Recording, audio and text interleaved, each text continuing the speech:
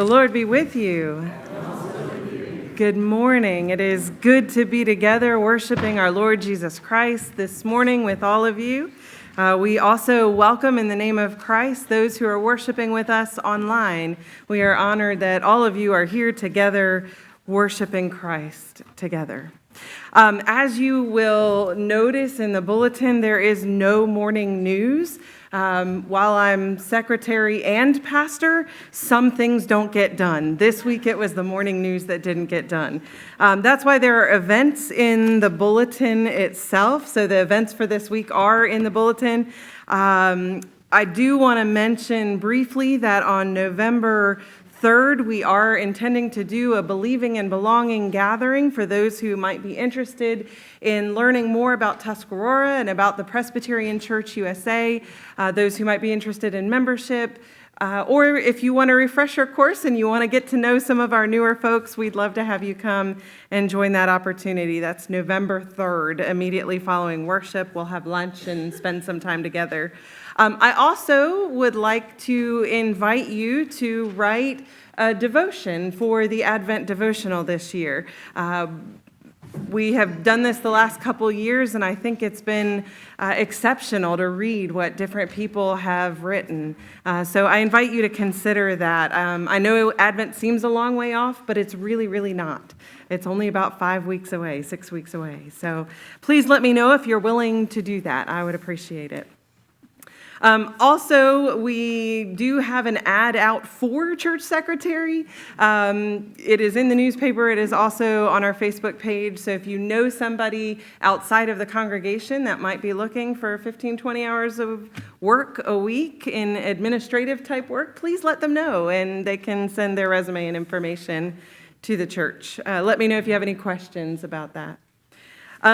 Again, because we have no morning news, do any of you have announcements that need to be mentioned this morning? All right. Oh, okay. Yes. I put a prayer request in. Yes. A friend of mine, Jim Grove, and his wife Lori.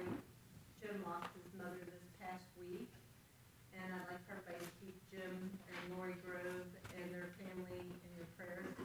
He lost his father the year before, and they would have been married 72 years.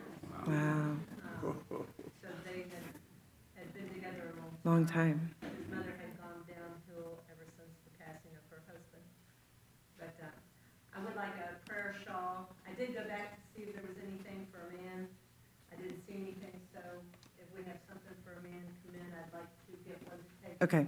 We have knit one Monday, and so we have a lot that come in that, and Okay. We'll get one for Sunday. So we should have one tomorrow. What I'd like to do, I'll come by here and pick it up, but you can bring it to the church. Okay, we'll bless it tomorrow. Thank you. Thank you. Okay. My theater troupe is doing a fundraiser. We are selling candles for $13.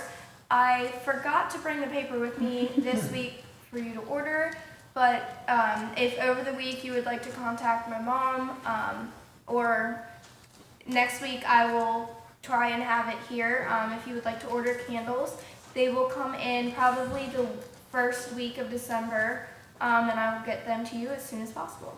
Thanks, Gibson. Yes, Richard. I just have a praise for the, book club that I went to last week, and it meets once a month, and it was really good. They didn't have a test at the end of it. So if you like reading, you might want to consider that. It'll be in the next news. Okay, thank you. Yes. Yes.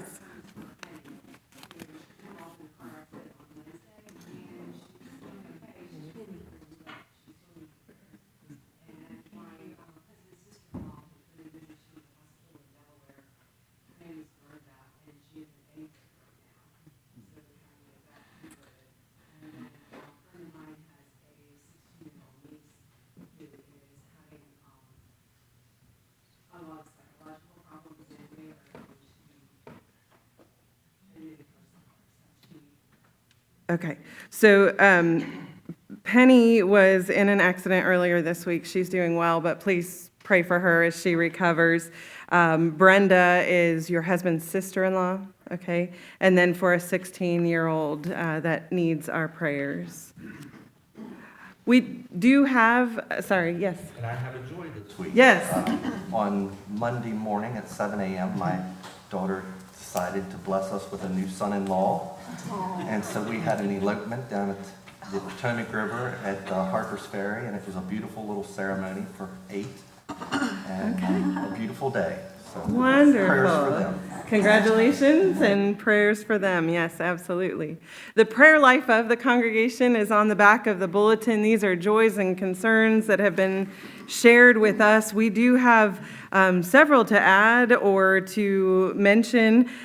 We did have several prayer shawls go out this week. One for Tricia Lee, Gary Rohrbaugh, and I believe Christine Keys had already received one, but we did add her to our prayer list this week.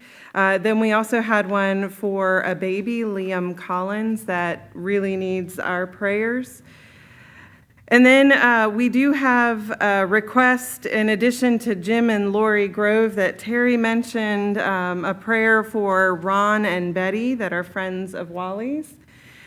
We also have on our prayer list Grace Mitchell, who went back to the hospital this week and then came back home. She's feeling well, but she continues undergoing some medical testing to figure out what's going on. So please continue to pray for Grace.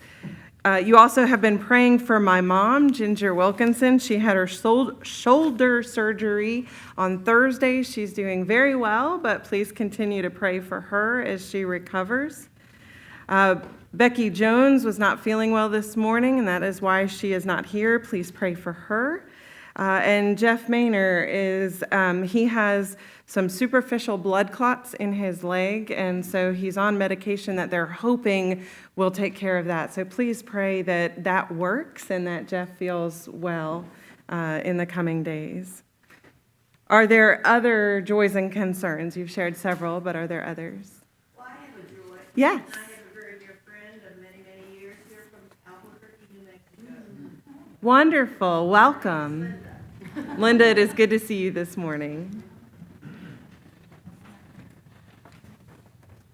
Okay, we do have a minute for a mission. Karen, would you come and share with us?